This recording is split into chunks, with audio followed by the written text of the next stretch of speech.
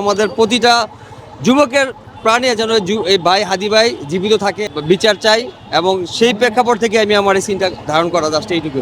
মূলত শহীদ হাদি ভাই তো একজন আমাদের দেশের সৈনিক, মানে এই যে ইয়ং জেনারেশন সৈনিক, এবং এই দেশের যে বর্তমান প্রেক্ষাপট অনুযায়ী তার যে ভূমিকা ছিল সে তো করে যেতে পারলো না।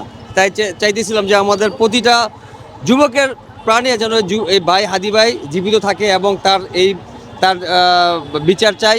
এবং সেই প্রেক্ষাপট থেকে আমি আমার এই সিনটা ধারণ করা যাচ্ছে এইটুকু। হাদি ভাই তো একজন অন্য রকম মানুষ ছিল আমাদের প্রজন্মের জন্য, এই প্রজন্মের জন্য, জেনজির জন্য, যিনি আমাদের আদর্শ বলা যায়।